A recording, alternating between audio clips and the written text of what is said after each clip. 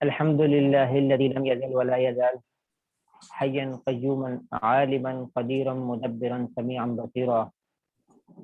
ونشهد أن لا إله إلا الله وحده لا شريك له، له الملك وله الحمد وأكبره تكبيرا، ونشهد أن محمدا عبده ورسوله الذي أرسل إلى كافة بشيرا ونذيرا، وصلى الله عليه وعلى آله وأصحابه وبارك وسلم تسليما كثيرا كثيرا. أما بعد، فأعوذ بالله من الشيطان الرجيم. بسم الله الرحمن الرحيم. وإن طائفتان من المؤمنين اقتتلوا فأصلحوا بينهما، فإن بغت إحداهما على الأخرى فقاتلوا التي تبغي حتى تفيء إلى أمر الله، فإن فاءت فأصلحوا بينهما بالعدل وأقسطوا إن الله يحب المقسطين. إنما المؤمنون إخوة فأصلحوا بين أخويكم واتقوا الله لعلكم ترحمون. يا أيها الذين آمنوا لا يسخر قوم من قوم عسى أن يكونوا خيرا منهم ولا نساء من نساء عسى أن يكن خيرا منهن، ولا تلمزوا أنفسكم ولا تنابذوا بالألقاب، بئس الاسم الفسوق بعد الإيمان ومن لم يتب فأولئك هم الظالمون. صدق الله العظيم. وقال النبي صلى الله عليه وسلم: المسلم أخو المسلم لا يظلمه ولا يخذله ولا يحقره. التقوى ها هنا. ويشير إلى صدره 3 مرات: بحسب امرئ من الشر أن يحقر أخاه المسلم،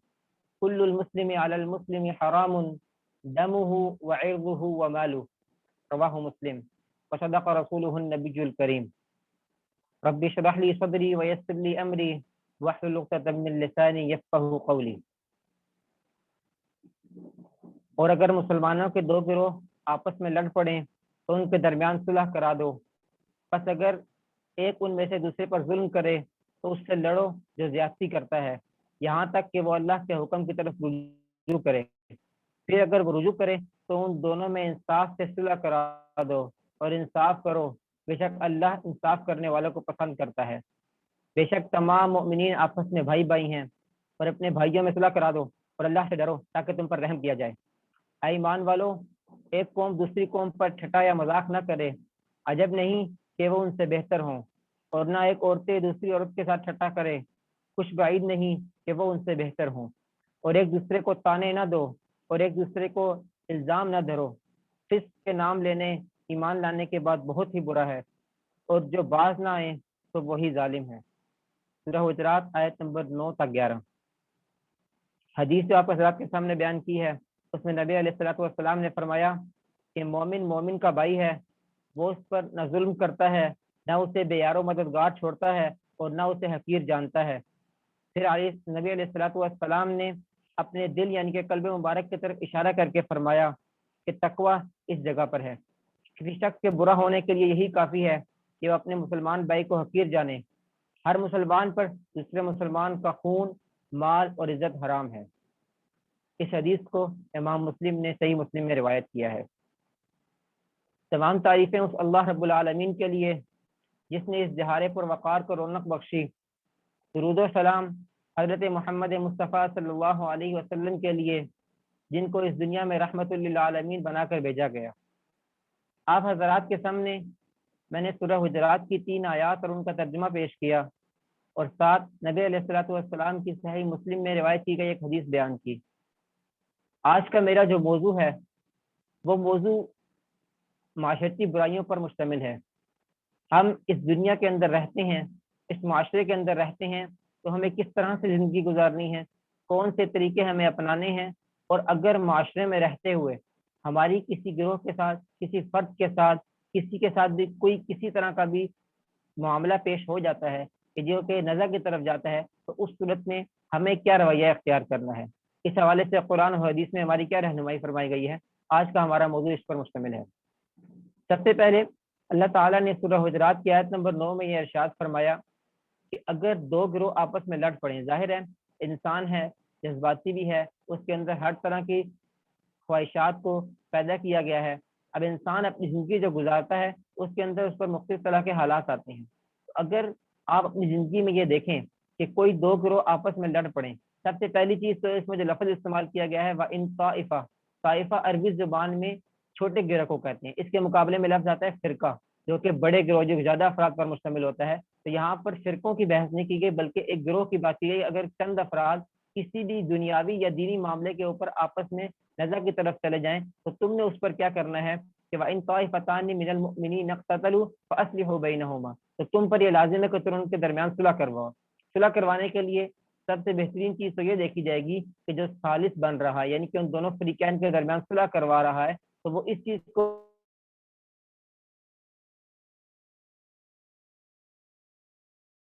مد نظر کہ مقرر کیا جانا چاہیے یا ایسے گروہ کو ثالث مقرر کیا جانا چاہیے جس پر دونوں جو فریقین ہیں وہ متفق ہوں، اس کی بات کو مان سکتے ہوں، اس کی بات کو تسلیم کرنے والے ہوں۔ تو اس لحاظ سے تم اپنے درمیان مومنین میں ایک ایسی جماعت یا ایک ایسے کچھ ایسے افراد رکھو کہ جو کیا ہے ثالث کا کردار ادا کریں۔ پھر ظاہر ہے دونوں کے اندر جب معاملات ہوں گے تو پھر اگلی بات انسان کے ذہن میں یہ آتی ہے اگر ان دونوں گروہوں میں سے کوئی ایک بغاوت کرے تو ثالث کی بات نہ مانے، تو پھر فرمایا کہ اگر ان دونوں میں سے کوئی ایک بغاوت کرے تو ثالث یعنی کہ جو انصاف کروانے والا ہے، جو اصلاح کرنے والا ہے، اس کے لیے لازم ہے کہ وہ جو زیادتی کرنے والا ہے اس کے خلاف اور مظلوم کے حق میں اپنا جو کردار ہے وہ ادا کرے، جب تک کہ وہ جو ظلم کرنے والا ہے وہ اپنے ظلم سے باز نہ آ جائے۔ کیوں؟ کیونکہ اللہ تعالیٰ نے کہا ہے کہ تم معاشرے میں رہتے ہو تو تم پر لازم ہے کہ تم انصاف کے ساتھ رہو، دوسروں کی حق تلفی نہ کرو۔ تو پھر اور ساتھ یہ بھی فرما دیا کہ اگر تم یہ سب کرو گے تو تم اللہ تعالیٰ کے محبوب بن جاؤ گے۔ محبوب بننے کا کردار کیا فرمایا؟ ان اللہ یحب المقسطین، وہ کیا ہے؟ جو انصاف کرنے والا ہے، جو ثالث کا کردار ادا کرنے والا ہے، جو لوگوں کے درمیان صلح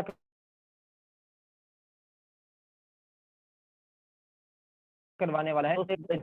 آیت میں فرمایا کہ تم ان جو گروہوں کے درمیان بھی اس کے ساتھ ساتھ کیا کرنا ہے؟ آپس میں معاشرے میں مل کر بھی رہنا ہے۔ انما المؤمنون اخوۃ فاصلحوا بین اخویکم، آپس میں بھائی بھائی بن کر رہو، اس طرح سے رہو کہ فاصلحوا بین اخویکم، کہ اپنے بھائیوں کے درمیان صلح بھی کروا دیا کرو۔ ظاہر ہے جیسے علامہ اقبال نے فرمایا تھا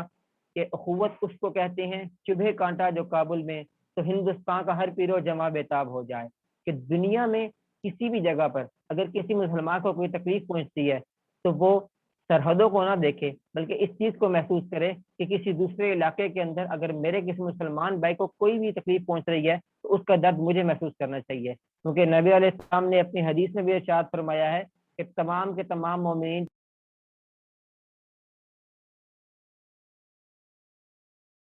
تو اس صورت میں اس کا تمام جسم بے چین رہتا ہے۔ تو اسی طرح اگر کسی ایک مسلمان بھائی کو تکلیف پہنچتی ہے تو کسی مشکل میں ہے، اس پر کوئی مشکل وقت آن پڑا ہے تو اس کی ہر ممکن مدد کرنا جس حد تک ہو سکے، اس کی اس مشکل وقت میں اس کی دادرسی کرنا، یہ ہر مسلمان کے لیے لازم قرار دے دیا گیا ہے۔ تو فرما دیا کہ تم آپس میں مل جل کر رہو، اور پھر کیا ہوگا؟ اور آگے ایک سب سے اہم چیز بیان کی گئی اور فرمایا کہ واتقوا اللہ لعلکم ترحمون۔ یہ سب چیزیں انسان کے اندر کب آئیں گی؟ جب انسان کے دل کے اندر تقویٰ پیدا ہوگا، جب انسان اپنے دل کے اندر اللہ کا خوف پیدا کرے گا، جب انسان اپنے دل کے اندر اس چیز کا احساس پیدا کرے گا کہ امر بالمعروف کو میں نے بجا لانا ہے اور نہی عن المنکر سے بچنا ہے، تو پھر وہ کیا کرے گا؟ معاشرے کو بنانے کی کوشش کرے گا، لوگوں کو آپس میں مل جل کر رہنے کی تلقین کرے گا، پیار اور محبت کو فروغ دے گا۔ اس کے لیے وہ سب کچھ کرے گا تو کیا ہوگا؟ ایک ایسا معاشرہ تشکیل پائے گا کہ جس کے بعد کیا ہوگا؟ لوگ اگر آپس میں ایک دوسرے کی ہمدردی بھی کریں گے ایک دوسرے کے ساتھ، اور ساتھ ساتھ اس چیز کو ہی پروان چڑھائیں گے کہ کوئی کسی مشکل میں نہ پھنس جائے۔ اور آخری آیت میں اللہ تعالیٰ نے انسانوں کو کچھ چیزیں سکھائی ہیں، مردوں کو الگ مخاطب کر کے فرمایا گیا اور عورتوں کو الگ مخاطب کر کے فرمایا گیا کہ اے ایمان والو، تم آپس میں مذاق میں بھی کسی کو برا بلا نہ کہو، ہو سکتا ہے تمہاری یہ جو بات تم کر رہے ہو وہ اس کے دل میں برا، وہ اپنے دل میں برا سمجھتا ہو، اور اس کے ساتھ ساتھ تم اپنے آپ کو جو اپنے دوسرے سے اچھا سمجھ رہے ہو، اعلیٰ سمجھ رہے ہو، برتر سمجھ رہے ہو، تو وہ تم حقیقت میں نہیں ہو سکتا ہے کہ وہ تم سے بہتر ہو۔ اور اسی طرح خواتین کو بھی مخاطب کر کے فرمایا کہ ولا نساء من نساء عسى ان يكن خيرا منهم، کہ عورتیں بھی دوسری عورتوں کو برا بلا کہہ کر نہ پکاریں، ہو سکتا ہے کہ وہ ان سے بہتر ہوں۔ اور برا بلا کہنے کی کیا صورتیں ہو سکتی ہیں؟ ولا تلمزوا انفسکم، ایک دوسرے کو الزام نہ دو، ولا تنابزوا بالالقاب، دوسروں کو برے القاب سے نہ پکارو، برے۔ جب یہ انسان ان سب چیزوں کو اپنی زندگی سے ختم کر لیتا ہے، کسی کو برا بلا نہیں کہے گا، کسی کو کوئی الزام نہیں دے گا، کسی کے اوپر کسی قسم کا کوئی مذاق نہیں بنائے گا، تو کیا ہوگا؟ لوگ آپس میں مل جل کر رہیں گے، خود بخود دوسروں کی طرف سے اس کے لیے ایک ایسا رویہ آئے گا کہ وہ اس سے خوشی محسوس کرے گا، تو پھر کیا ہوگا؟ آپس میں باہم محبت پیدا ہوگی۔ اور پھر اس کے بعد یہ فرمایا کہ جب تم ایمان لے آؤ، ایمان لے آنے کے بعد تمہارے لیے یہ درست نہیں ہے کہ تم ایسے حرکات یا ایسے ان کے افعال پر انجام دو جو کہ کیا ہے تمہیں ایسی راہ پر لے کر جانے والے ہیں جو کہ کفار کا ہے، جو کہ گناہ گاروں کے ہیں، ٹھیک ہے۔ فسق کا لفظ استعمال ہوا ہے، فسق سے مراد وہ شخص ہوتا ہے جو کہ اپنے آپ کو گناہوں سے بچانے کے بجائے ان کی طرف لگا رہے۔ اللہ تعالیٰ نے فرما دیا کہ وَمَن لَّمْ يَتُب، لیکن پھر بھی ظاہر ہے انسان ہے، کمزور ہے، اس کی غلطی کا امکان موجود ہے۔ فرمایا کہ وَمَن لَّمْ يَتُب بَعْدَ ذَلِكَ، اگر پھر بھی تمہارے لیے کہ توبہ کرو، اگر توبہ نہیں کرو گے تو پھر تم ظالموں میں شمار ہوگے، کیونکہ اللہ تعالیٰ نے انسان کو اس دنیا میں بھیجا ہے، بھیج کر اس کو آزمائش کے لیے بھیجا ہے، اور اس کے ساتھ ساتھ اس کو یہ کہہ دیا ہے کہ تمہاری یہ زندگی جو ہے تم نے اس میں وما خلقت الجن والانس الا لیعبدون، عبادت کے لیے پیدا کیا، اور ساتھ یہ بھی فرما دیا جب تم عبادت کرنے کے لیے جاؤ گے تو عبادت صرف نماز روزہ زکوٰۃ میں نہیں ہے، بلکہ تم نے اپنی کلی زندگی کے اندر، حضرت علی سے کسی یہودی نے پوچھا تھا نا کہ تم آپ کس وقت عبادت کرتے ہیں، حضرت علی نے فرمایا کہ میرا 24 گھنٹے کی جو زندگی ہے وہ مکمل زندگی عبادت میں گزرتی ہے۔ فرمایا وہ کیسے، کہ کیا آپ باقی معاملات کو سر انجام نہیں دیتے؟ حضرت علی نے فرمایا کہ میں باقی معاملات اپنی زندگی کے صبح سے لے کے شام تک کے تمام معاملات جو ہیں وہ نبی علیہ الصلوۃ والسلام کے اور اللہ کے بتائے ہوئے طریقے کے مطابق گزارتا ہوں، تو میری تمام کا تمام جو دن ہے یا تمام کا تمام جو 24 گھنٹے کی زندگی ہے وہ ساری کی ساری کیا ہے، اللہ کے بتائے ہوئے طریقے کے مطابق ہے، تو وہ ساری کی ساری عبادت میں شمار ہوتی ہے۔ یہی چیز ہماری زندگی کا اصول بن جائے کہ ہم اپنے معاشرے میں رہتے ہوئے حقوق اللہ کے ساتھ ساتھ حقوق العباد کو بھی مد نظر رکھیں۔ کیوں؟ فرمایا کہ قیامت کے دن ایک شخص آئے گا، اللہ تعالیٰ اس کو کہے گا کہ تم جنت میں داخل ہو جاؤ۔ جب وہ جنت میں داخل ہونے لگے گا تو ایک شخص پکار کے پیچھے سے جواب دے گا اور یہ کہے گا کہ اے اللہ، حالانکہ اللہ کو اس بات کا علم ہوگا، لیکن نبی علیہ الصلوۃ والسلام نے ہمیں سمجھانے کے لیے ایک ایسا منظر کشی کی کہ تاکہ انسان کو بات سمجھ میں بھی آ جائے، ٹھیک ہے۔ تو کیا فرمایا، وہ شخص آئے گا اور کہے گا کہ اے اللہ، اس نے میرا یہ حق مارا تھا، مجھ پر یہ ظلم کیا تھا، مجھ پر یہاں پر میری حق تلفی کی تھی، یہاں پر مجھ پر برا سلوک کیا تھا۔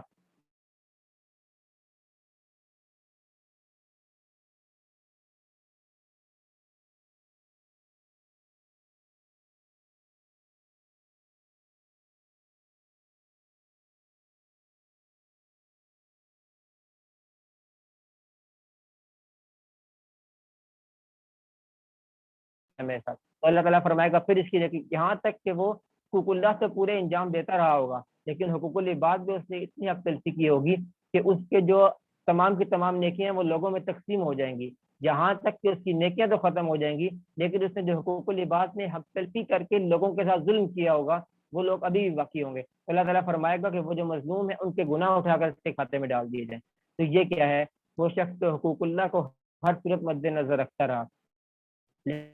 لیکن کیا، لیکن اس نے حقوق العباد میں جب حق تلفی کی تو اس کے ساتھ یہ انجام ہوا کہ اس کی اپنی نیکیاں تمام کی تمام لوگوں میں تقسیم ہو گئیں، اور اس کے بعد اس کے پاس صرف اور صرف جنت کا جو اس کو ایک پروانہ ملا تھا وہ اس سے طلب کر لیا گیا۔ تو یہ حقوق اللہ کے ساتھ ساتھ حقوق العباد کی پیروی کرنا یہ ہماری زندگی کا ایک لازمی جز ہے کہ ہم اس کو ساتھ لے کر چلتے ہیں۔ اور نبی علیہ الصلوۃ والسلام نے بھی فرمایا حدیث کے اندر موجود ہے صحیح مسلم میں کہ تم آپس میں وتعاطفہم وتوادہم، محبت کے ساتھ رہو اور آپس میں ایک دوسرے کے ساتھ شفقت والا معاملہ کرو۔ جب آپس میں مل جل کر رہو گے، ہم بھی اپنے معاشرے میں دیکھتے ہیں کہ جن لوگوں کے جو لوگ ہمارے ساتھ اچھے طریقے سے برتاؤ سے پیش آتے ہیں تو ہم بھی ان کے ساتھ اچھے برتاؤ سے پیش آتے ہیں، ہم بھی ان کے ساتھ اچھا رویہ اختیار کرتے ہیں۔ تو جب ہم بھی کسی کے ساتھ اچھا رویہ اختیار کریں گے تو لوگ بھی ہمارے ساتھ اسی طرح کا رویہ اختیار کریں گے۔ تو نتیجہ کیا نکلے گا کہ ہم اپنے معاشرے کو ایک ایسا معاشرہ بنانے میں کامیاب ہو جائیں گے کہ جس کے اندر نہ لوگوں کو الزام تراشی کی جائے گی، نہ لوگوں کو برے القاب سے پکارا جائے گا، نہ مرد و عورت ایک دوسرے کا مذاق بنائیں گے۔ اور اگر ہمارے معاشرے کے اندر کوئی شخص ایسا ہے جو برائی کی طرف لے کر جانے والا ہے، کوئی فرقہ ایسا ہے، لوگوں